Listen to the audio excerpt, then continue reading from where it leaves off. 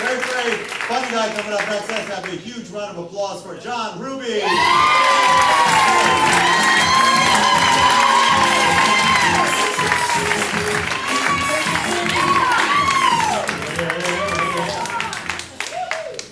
I'm a writer, and I read a book, and I can see some of you, many of you are suddenly impressed because being an author, makes somehow make me a little more legit. I'm very proud of the book I wrote. It's Space Spiders on Prom Day, and suddenly you're a little less impressed. I wrote the book because one of my kids had read Hunger Games, and he really, really liked it. And I found it kind of negative, and everybody was always so hungry. And sure, they sold 23 million copies and made a great blockbuster film. But I wanted to do something more positive. So I wrote Space Spiders on Prom Day. And I sold 532 copies. And last month, my royalty check was $5.16.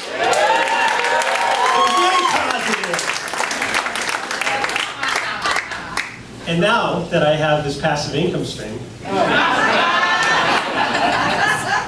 I have the option of giving up my day job and getting another day job.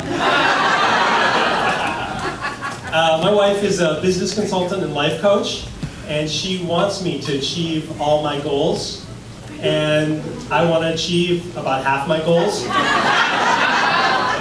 My motto is half is best, and I blame it on spirituality and Buddhism. Because it took me 20 years, and I finally have the understanding that I do not need to do or achieve anything to be okay. And wives sometimes find that a little frustrating. It's like, honey, are you going to fix the front door? It's not locking. No, I'm good.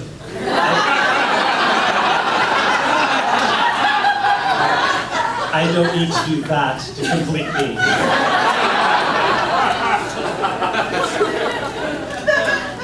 But she really wants the best for me, which is sometimes annoying. But just last week she asked me, if you could do anything and you would not fail, what would you do? Eat 60 bags of Doritos? That's not what I'm talking about. Does this really make you happy, a mid-level administrative job? And all of a sudden, I realized, yes, this is the perfect place to be. Nobody's shitting on me down here, and you don't have to work your ass off up here. This is what the Buddha meant by the middle way.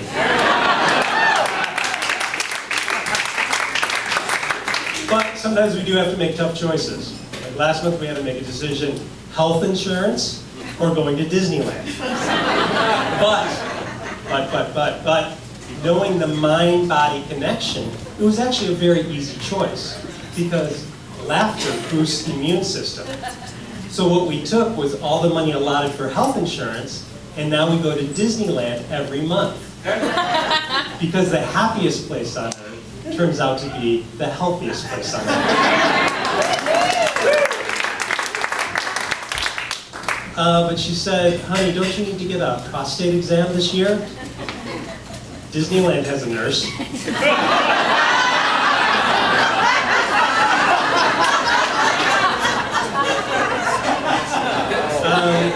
But now that we're doing this every month, we got it down, everybody knows the drill.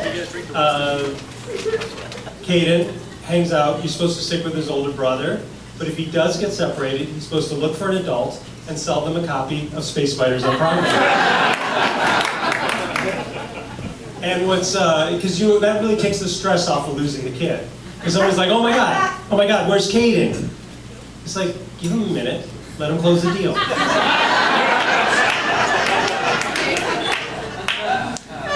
I try to be a good parent. I had to have a talk with my 13-year-old, which I was really uncomfortable about because I'm not that good at sex.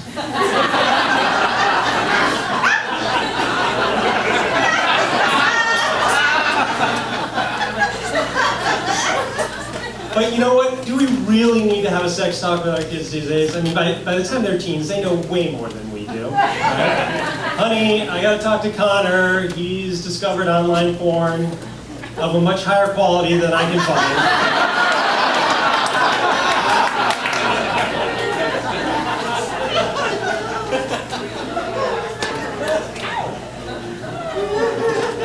So forgot what I was going to say.